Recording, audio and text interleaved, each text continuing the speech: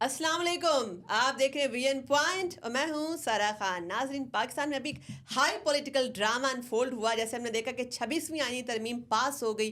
फिर हम ये सुन रहे थे कि शायद एक जुडिशल कू होगा और इसको जो तैनाती है जस्टिस याया अफरीदी की as chief justice of Pakistan, इसको मुतनाज़ा बनाया जाएगा। एक लॉयर्स मूवमेंट चलेगी। मगर अब हमने देखा कि जैसे कि उनकी हलफ बर्दारी भी हो चुकी है। सबसे पहले जो मेहमानों में आने वाले थे उनमें से एक अली अमीन गंडापुर साहब भी थे जो सीएम केपी हैं। सबसे पहले मेहमानों की फरिस्त में वो जो है उन्होंने आके हाजिरी लगाई और अब जो है वो तारीफें भी करते हुए हमें नजर आ रहे हैं। हमने देखा कि अब डी जोरे भी और डिफैक्टो भी ये एक हकीकत बन चुकी है कि 26वीं यानी तरमीम जो है इस वक्त आईने पाकिस्तान का हिस्सा है और उसके एन मुताबिक जो है बेंचेस की तश्कील भी शुरू हो गई है। मगर इस वक्त जो मेरे साथ पर्सनैलिटी मौजूद है, सबसे पहले 26वीं यानी तरमीम की खबर इन्होंने ब्रेक की थी। उन्होंने ये भी साथ में दावा किया था कि 27वीं यानी तरमीम that's already on the table और ये सिर्फ कुछ वीक्स की बात है। तो इनसे पूछेंगे कि इनको ये कैसे देखते हैं इन मामलात को आगे बढ़ते हुए। इसके अलावा जैसे कि एक बड़ी डील की बाज़गश्त है, बुशरा बीबी साहिबा रिहा हो चुकी हैं और तहरीक इंसाफ अंदरूनी खिलफिशार तोड़ फोड़ का शिकार है।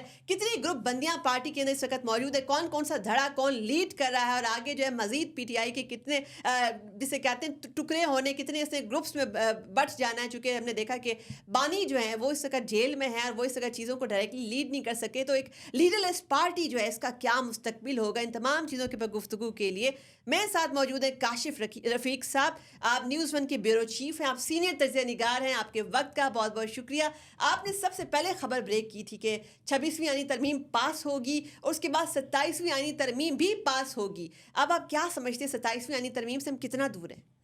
बिस्मिल्लाहिर्रहमानिर्रहीम। बहुत शुक्रिया सारा। देखें, ये जो 26वीं आईनी तरमीम थी, जिस वक्त एक सोशल मीडिया पे और एक पॉलिटिकल सिनेरियो में बड़ी भाग दौड़ थी, बड़ी इस तरह की कहानियाँ थी कि शायद ये नहीं होगी, मौलाना फजल रहमान साहब नहीं मानेंगे, वोट पूरे नहीं हैं और किसी तरीके से नहीं होगा। उस वक्त भी जो ग्राउंड रियलिटीज़ थी वो ये इस बात को सपोर्ट कर रही थी कि 26वीं आईनी तरमीम के लिए हुकूमत का होमवर्क पूरा है और ये होमवर्क 10 अक्टूबर से पहले भी पूरा था। जिस वक्त हुकूमत ने अटेम्प्ट की थी सैटरडे और संडे को, और सैटरडे वाले दिन 8 जजेस ने बैठ के इन चैम्बर मीटिंग करके इलेक्शन कमीशन को वजाहत जारी की थी, उस वक्त भी नंबर पूरे थे और तहरीक इंसाफ के अंदर से एक सर्टन फैक्शन मौजूद था जो हुकूमत की आईनी तरमीम को सपोर्ट कर रहा था। लेकिन एक लार्जर कंसेंसस बनाने के लिए, और वो कंसेंसस क्यों बनाने के लिए ज़रूरी था, मौलाना फजल रहमान के घर आनी है जानी है बिलावल साहब की क्यों ज़रूरी थी? बहुत सारे लोगों ने कहा मौलाना फजल रहमान साहब वोट नहीं देंगे, बहुत सारों ने कोई बात की। हम क्लियर थे कि आईनी तरमीम होगी, मौलाना फजल रहमान साहब साथ हों तब भी होगी, नहीं हो तब भी होगी। मौलाना फजल रहमान साहब को एंगेज करने की एक वजह थी, ये पहली दफ़ा मैं आपके शो में बता रहा हूँ। बताइए। मौलाना फजल रहमान साहब को इसलिए एंगेज करना ज़रूरी था कि मौलाना फजल रहमान और तहरीक इंसाफ दोनों मिल के वकला तहरीक को ब्लो अप ना कर सकें। इसलिए मौलाना फजल रहमान और तहरीक इंसाफ को आपस में मिसट्रस्ट क्रिएट करने के लिए मौलाना फजल रहमान साहब को 26वीं आईनी तरमीम में हिस्सा साथ बनाया गया और उसके बदले में जो मौलाना फजल रहमान साहब की तरफ से चीज़ें हुकूमत के सामने रखी गई, आने वाले कुछ माह में आपको खुद पता लग जाएगा कि 26वीं आईनी तरमीम जो मौलाना फजल रहमान साहब ने उसकी हिमायत की, उसके बदले में मौलाना फजल रहमान साहब ने क्या क्या हासिल किया। अच्छा, एक बात आपने बड़ी अहम बात की कि जो मौलाना फजल रहमान साहब को क्यों प्रोसेस में रखना, लूप में रखना क्यों ज़रूरी था। अभी हम देखते हैं कि हमारे जितने भी साफ्ती हल्के हैं, सियासी हल्के हैं, वो सब जो है मौलाना के घर में जाके एक मुबारकबादों का तवील सिलसिला जो उसमें शिरकत कर रहे हैं और अल्टीमेटली जो है winner of this entire high political drama मौलाना फजल रहमान साहब को कहा जा रहा है। वो अपने आप को इस तरह उनका इमेज भी ऐसे बन गया है कि शायद उन्होंने वर्ड बाय वर्ड जो है शिक बाय शिक जो है इसको जो है शायद डिक्टेट किया है और इसमें अपना हिस्सा डाला है, अपना किरदार डाला है और शायद एक काला साम था जिसके दांत तोड़ दिए गए। वो काला साम क्या वाकई में मौजूद था? क्या मौलाना साहब की ही जो हैक्टिक फ्रेंजिड किस्म की आनियाँ जानियाँ लगी हुई थी, उसी वजह से उस काले साम के दांत टूटे थे? देखिए, मौलाना फजल रहमान साहब जो मर्जी कहें, जीत जो है वो पार्लिमान की हुई है, कोई माने या ना माने जीत हुकूमत की हुई है, जीत पीपल्स पार्टी की हुई है। मौलाना फजल रहमान साहब की जीत नहीं हुई। मौलाना फजल रहमान साहब की जीत मैं उस वक्त मानता कि मौलाना फजल रहमान साहब इनकार करते और फिर आईनी तरमीम भी ना होती। मौलाना फजल रहमान साहब को ये बता दिया गया था कि कितने लोग हमारे पास मौजूद हैं, 11 MNA 4 सेनेटर्स मौजूद थे। मौलाना फजल रहमान साहब को ये पता लग गया था कि जिस तरह मेंगल साहब के 2 सेनेटर जो हैं वो वोट देने के लिए राज़ी हो गए हैं और मेंगल साहब का उस पर क्लेम था कि मेरे पास 2 सेनेटर हैं। इसमें भी तस्दीक कर लीजिए, मेंगल साहब का 1 सेनेटर था। जो खातून थी नसीमा एहसान साहिबा, वो आज़ाद जीत के BNP मेंगल का हिस्सा बनी। अब जब वो दोनों चले गए तो मौलाना फजल रहमान साहब के भी जो 2 सेनेटर थे वो चले गए थे। मौलाना फजल रहमान साहब को पता था इस बात का। मौलाना फजल रहमान साहब का मामला ये था कि वो जितना आगे तहरीक इंसाफ के साथ जा चुके हैं, उस तहरीक इंसाफ ने जिसने 15 साल मौलाना फजल रहमान साहब को एक नए अछूते अलकाबात दिए, आज वो सारे मौलाना फजल रहमान साहब को मर्दे होर कह रहे हैं, कोई कुछ कह रहा है, कोई कुछ कह रहा है। उनकी इमामत में नमाज पढ़ रहे हैं, उनके घर उनकी में इमामत खाने में खा रहे नमाज हैं। पढ़ रहे हैं, खाने खा रहे हैं। तो उन्होंने कहा कि मौलाना फजल रहमान साहब ने कहा जरा इनको पीछे लगा के रखें, आखिर में करना तो वही है। और आखिरी दम तक मौलाना फजल रहमान साहब तहरीक इंसाफ को साथ करते रहे, चलाते रहे, और आखिर में वोट दे दिया उनको आईनी तरमीम का। मौलाना फजल रहमान जो मर्जी तोजी पेश करें, भले किसी सांप का फैसला बात करें, किसी के दांत तोड़ने की बात करें, मामला ना दांत टूटे है ना किसी सांप का मामला है। और आप एक चीज़ देखें, मौलाना फजल रहमान साहब ने जो सांप की बात की, उसकी वजाहत floor of the house Bilawal Bhutto Zardari साहब ने की कि हम वो जो सांप की बात कर रहे हैं, दांत तोड़ने की बात कर रहे हैं, वो इफ्तिखार चौधरी साहब के दौर से जो जुडिशल एक्टिविज्म चलता आ रहा है कि सुप्रीम कोर्ट में बैठे हुए मोअज़्ज़िज़ जजेस साहबान एक वक्त में जाके पॉलिटिकल वर्कर बन जाते हैं, गुड टू सी यू कहते हैं। ये मामला आज का नहीं है, ये मामला शुरू हुआ साकिब निसार साहब के चीफ जस्टिस बनने से। जिस वक्त डायरेक्टली साकिब निसार साहब ने इंटरवीन किया अपने रजिस्ट्रार के थ्रू और एक JIT पनामा की बनाई और उसमें अपनी मर्जी के ब्यूरोक्रेट डाले। वो जो मर्जी के ब्यूरोक्रेट डाले वो किस कानून के तहत डाले, किस आइन के पावर को एक्सरसाइज किया चीफ जस्टिस ने या रजिस्ट्रार सुप्रीम कोर्ट ने? ये वो बातें हैं जिसके ऊपर मैं समझता हूं कि इस पे बात भी होनी चाहिए और ऐसे किरदारों को कैफे किरदार तक पहुंचाना बड़ी चाहिए। अहम बात आपने ये कही कि काला सांप से मुराद जो है वो सबकी क्या थी, जो इस सब तमाम सारा ये मैं नहीं कह रहा, ये काले साहब की वजाहत बिलावल भुट्टो ने फ्लोर ऑफ द हाउस पे पेश की कि वो बेसिकली इफ्तिखार चौधरी साहब के दौर से शुरू होने वाला जुडिशल यानी मौलाना ने किसी सांप के दांत शात नहीं तोड़े। जिस तरह से वो हुकूमत चाह रही थी बिल्कुल वैसे ही जूं की तू जो है वो तरमीम पास होगी, उसके ऊपर अमल दरामद भी शुरू हो गया। अब आगे जैसे कि 27वीं आईनी तरमीम जो है उसकी बाज़गश्त हो रही है और इस हवाले से हमने देखा है कि शहबाज शरीफ साहब की बिलावल भुट्टो से एक मुलाकात भी हो गई है। उसमें भी टॉप एजेंडा जो है हमारे जो रिपोर्टर्स हैं वो यही कहते हैं कि यही था। 27वीं आईनी तरमीम के हवाले से जो मौलाना फजल रहमान साहब के लोग हैं उन्होंने बड़ा दो टोक मौक़िफ़ दिया है कि हम किसी भी सूरत किसी भी हाल में उसको सपोर्ट नहीं करेंगे। यानी आप समझते हैं हुकूमत के पास मैजिक नंबर ऑलरेडी मौजूद है, उनको मौलाना साहब को वन पेज पे सेम पेज पे लेना, लूप में लेना ज़रूरी भी नहीं है। अच्छा चलें मैं एक और ख़बर आपके शो में देता जाऊँ। 27वीं आईनी तरमीम देखें, 26वीं आईनी तरमीम जो हुई है ये बिल्कुल एंड पे जाके चेंज हुई है। ठीक है, इसकी इन्वेस्टिगेट कर लीजिए और अगर कोई समझता है कि मेरी बात में सदाकत नहीं है, आपके तवज्जो से मैं कहता हूँ मैं मुनाजरा करने को तैयार हूँ। 26वीं आईनी तरमीम पेश होने से 12 या 14 घंटे पहले तब्दील हुई है। नहीं तो जो 26वीं आईनी तरमीम आ रही थी वो आईनी तरमीम थी जो नून लीग पहले दिन से लेके आ रही थी। उसमें फौजी अदालतें भी थी, उसमें और बहुत सारे लवाजमात थे। जिस वक्त मौलाना फजल रहमान साहब को बताया गया कि मौलाना अगर आपने हिमायत करनी है तो फिर आपके वाला मुसवदा होगा, आप हिमायत नहीं करेंगे तो फिर नून लीग वाला मुसवदा होगा। और मैजिक नंबर्स ऑलरेडी थे और नंबर पूरे थे। देखिए ना, अगर नंबर पूरे नहीं थे, मैंने जिस वक्त ये स्टोरी की 11 MNAs और 4 सेनेटर्स, लोगों ने कहा यार हवा में बात है, तो मुझे आप बताएं अगर नंबर पूरे नहीं थे तो तहरीक इंसाफ ने अपने 11 MNAs को शो कॉज नोटिस क्यों दिए? अच्छा, ये जो शो कॉज नोटिस है, यहाँ से एक बात निकलती है कि उन्होंने कोई गैर पार्लिमानी या गैर कानूनी काम तो किया नहीं है, चूँकि जाहिर सी बात है 63A की जैसे कि अब डेफिनेशन तशरीह हो चुकी है, तो अब जो उनकी पार्टी रुकनीत तो मुअत्तल हो सकती है। और अब चूँकि वो PTI का पार्ट भी नहीं है, अब तो वो सुन्नी इत्तेहाद का पार्ट है, तो PTI किस हैसियत में उनको शो कॉज नोटिस दे रही है? अच्छा, इसमें ना ये बड़ी मज़ेदार सी बात है। ये जो शो कॉज नोटिस दे रहे हैं ये दे कौन रहा है? मौजूदा क्या दे रही है ना, मतलब बैरिस्टर गौहर साहब हैं, उमर अयूब साहब हैं या सलमान अकरम जो आपस में लड़ रहे हैं हर वक्त। बैरिस्टर गौहर साहब जो हैं उनको इलेक्शन कमीशन ने चेयरमैन नॉमिनेट नहीं किया। अच्छा, आप इनकी पार्टी स्टैंडिंग को छोड़ दीजिए एक मिनट के लिए, ये शो कॉज नोटिस दे रहे हैं। ये जो शो कॉज नोटिस दे रहे हैं और आज शो कॉज नोटिस देने के बाद पार्लिमानी कमेटी के इजलास में ब्रिगेडियर रिटायर्ड असलम घुमन साहब आए और उनको इजलास में शिरकत करने नहीं दी गई। ये बेसिकली उन 11 लोगों को नोटिस दे के, ये मैं आपको खबर दे रहा हूँ, अच्छा, ये लिख लीजिए, इन 11 लोगों को नोटिस दे के तहरीक इंसाफ की मौजूदा क़यादत जो कि मंजूर नज़र किसी और की है, लाडली किसी और की है। अब आप हैरान की मंजूर नज़र और लाडले में फ़र्क क्या है? मंजूर नज़र किसी और की है जिन्होंने एमएनए बना के पार्लियामेंट भेजा है, लबादा उड़ा हुआ है इमरान खान के लाडले होने का। ये वो सहूलतकारी कर रहे हैं कि ये नंबर पूरे करेंगे 27वीं आईनी तरमीम के लिए। अच्छा, बड़ी अहम ज़बरदस्त 11 लोगों को शोकाज देने का मतलब और 2 सेनेटर को शोकाज देने का मतलब कि जब आप उन्हें ऑन नहीं करेंगे, आप उन्हें ऑन नहीं करेंगे तो वो या फॉरवर्ड ब्लॉक का हिस्सा बनेंगे या वो जा किसी और जमात का हिस्सा बनेंगे।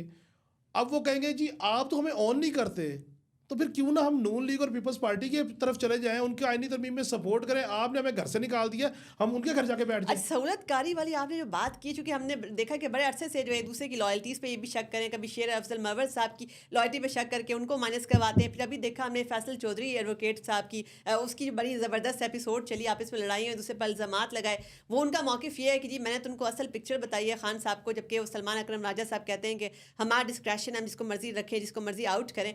अभी बुशरा बीबी भी इस कॉन्टेक्स्ट में रिहा हो चुकी हैं। पीटीआई के अंदर कितने धड़े बनते हुए आप आगे आइंदा आने वाले दिनों में देख रहे हैं? फॉरवर्ड ब्लॉक के बारे में आपने खुद ही बता दिया। सारा तहरीक इंसाफ पहले दिन से धड़ेबंदी का शिकार है। और ये जो लोग आर्गूमेंट देते हैं ना जी बानी तहरीक इंसाफ जेल में है तो ये धड़ेबंदी का शायबा है, वो बाहर आएंगे तो धड़ेबंदी ख़त्म हो जाएगी, ये सब एक ऐसा आर्गूमेंट है जिसको मैं तस्लीम नहीं करता। बानी तहरीक इंसाफ वज़ीर आज़म थे, जोबन पे पार्टी थी, बनी गाला में रोज़ाना इजलास हो रहे थे।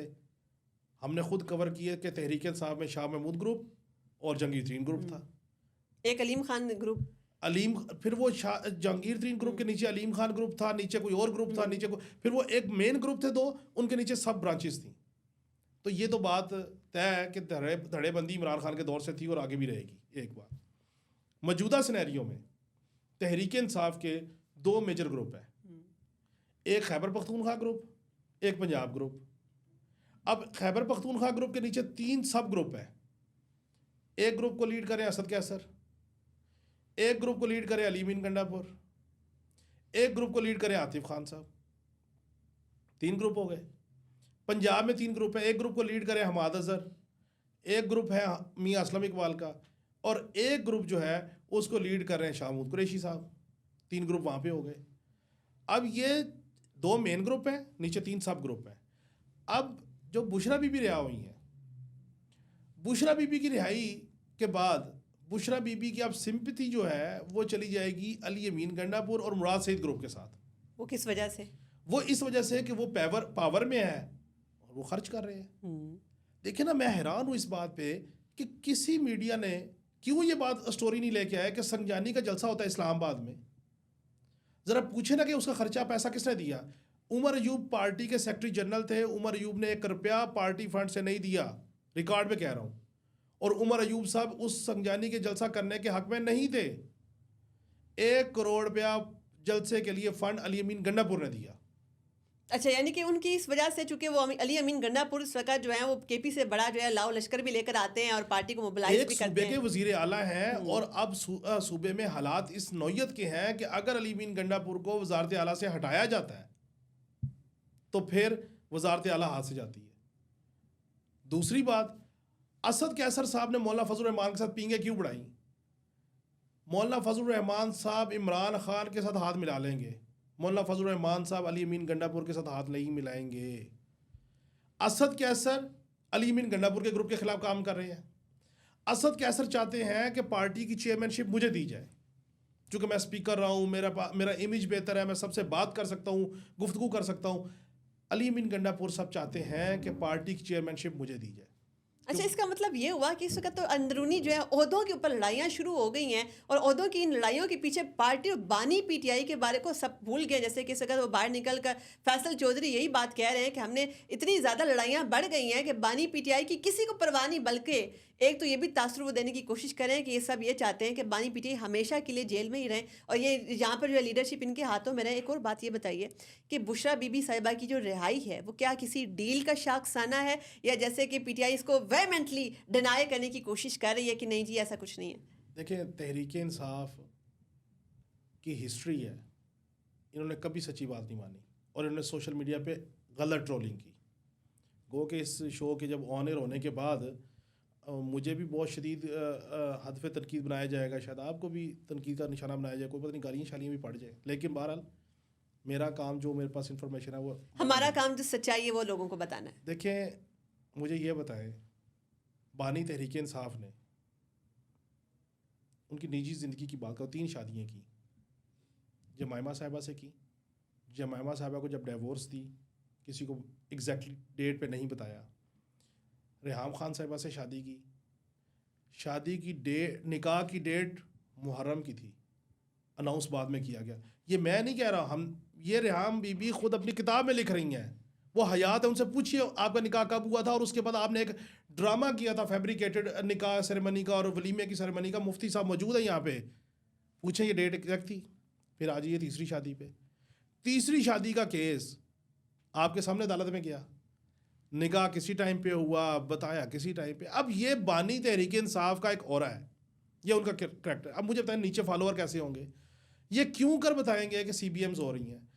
कमाल मामला ये है कि जो अहलिया बानी तहरीक इंसाफ है बुशरा बीबी, जितना ये सारा मामला हुआ, ये तोशा खाना का मामला, ये सारा इनका था, ये सारा इनका था। इवन वो बुजदार साहब की, इसमें इमरान खान साहब का कसूर नहीं है। इवन बुजदार साहब की CM-शिप जो है वो सब इनका इतनी था। कंट्रोवर्शियल बनी रही, वो भी जो है इनकी जो बेस्ट फ्रेंड थी इस वक्त वो भी मफरूर है। अच्छा, बिल्कुल। अब ये इनका था, खान साहब ने मामले मजबूरी अहलिया के हवाले से ऑन कर लिया। जब ऑन कर लिया तो उन्होंने कहा ठीक है चले। अब तोशा खाना केस में सज़ा हुई है, अभी आप ज़मानत पे बाहर हैं, तोशा खाना 2 में ज़मानत पे बाहर है, 190 मिलियन पाउंड का केस अभी चल रहा है, बिल्कुल ठीक है। तो ज़मानत है, बरियत नहीं है, ये बात तो क्लियर है। तो ये जब CBMs होते हैं ना, CBMs कॉन्फिडेंस बिल्डिंग मेयर्स की जब गुफ्तगू होती है पॉलिटिकल सिनेरियो में, जिस वक्त नवाज शरीफ साहब के CBMs शुरू हुए थे शहबाज शरीफ साहब के तवस्सुत से, तो 1 साल लगा था मैच्योर होते हुए, अब ये CBMs शुरू हैं। अब कमाल की बात यह है कि जो एक डाउट था कि जी बुशरा बीबी का, और उनका वो डाउट जो है वो अब क्लियर हो गया कि जी उन्होंने इतने दिन जेल में गुजार लिए हैं, वो अब उनके साथ बिल्कुल लॉयल है, वो बाहर आएंगी। अब वो कहेंगी पार्टी मेरी थॉट से चलेगी, अलीमा खान साहबा कहेंगी मेरे थॉट से चलेगी, सलमान अकरम राजा को बैकिंग अलीमा खान साहबा की है, बुशरा बीबी बैकिंग करेंगी अली मीन गंडापुर को, और एक नया फसाद खड़ा हो जाएगा, और उन 11 लोगों को और सेनेटर्स को शोकाज दे दिया, वो पार्टी से निकल जाएंगे, वहाँ से वो सूरतकारी करेंगे जो है खान साहब की। यानी तरमीम की खान साहब की जो कहानी है ना जी, खान साहब की कहानी है कि अगर तो खान साहब ने CBMs में कॉन्फिडेंस दिया, कॉन्फिडेंस देने वालों को, तो मामला आगे चलेगा और ये मैच्योरिटी आएगी, टाइम लगेगा, क्योंकि अभी देखें। अच्छा, आप जैसे कह रहे हैं कि 1 साल तो लगता होता है CBMs के मैच्योर होने में, जैसे, लेकिन हमने देखा कि बहुत से साफ्ती हलकों के अंदर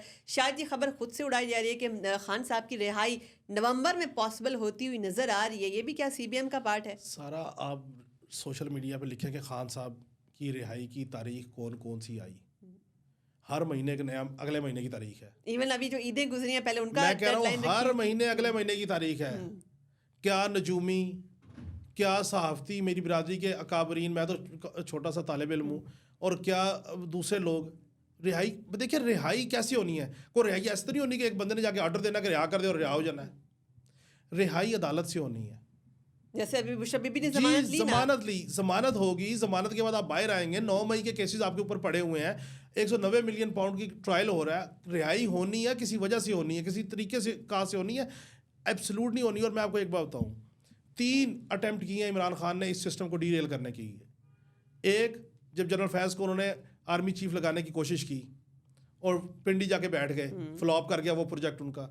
दूसरा, जिस वक्त उनकी कोशिश ये थी कि हम जो है वो काजी फाइसा साहब का रास्ता रोके और चीज़ों को कराए, इजाजुल एहसन साहब को चीफ जस्टिस बना ले, वो रिज़ाइन कर गए। ठीक है। आखिरी अटैम्प्ट उन्होंने की मंसूर अली शाह साहब को चीफ जस्टिस लगाने के लिए, क्योंकि उनको लगता था ये आएंगे, ट्रिब्यूनल एक्सपीडाइट होंगे, और नून लीग और पीपल्स पार्टी की जो अक्सरियत है वो अकलियत में तब्दील हो जाएगी और इन हाउस तब्दीली हो जाएगी। अच्छा, ऐसे एक बात है कि PTI ने सबसे ज़्यादा नुकसान जो है इसमें, जो लूज़र जिसको बनाया वो जस्टिस मंसूर अली शाह ही, हालांकि he was a very credible, very ज़बरदस्त किस्म के बहुत वो जज थे, लेकिन उनको इतना ज़्यादा पोलिटिसाइज किया, इतना प्रोपेगेंडा किया, हमारा जज तेरा जज मेरा जज वाली जो गेम इन्होंने खेली, मेरे ख्याल में तो जस्टिस मंसूर अली शाह अगर चीफ जस्टिस नहीं बने उसकी जिम्मेदार PTI है। अच्छा, मैं आपसे बताऊँ, मंसूर अली शाह साहब खुद भी तन्हाई में बैठ के सोचते होंगे कि या मेरे अल्लाह, ये मेरी हिमायत में आए क्यों हैं? क्योंकि वो एक अपराइट जज हाई कोर्ट में पंजाब में उन्होंने अदालतों को डिजिटाइज किया, केसेस को किया, एक वाइब्रेंट जज और प्रोग्रेसिव जज, ठीक है।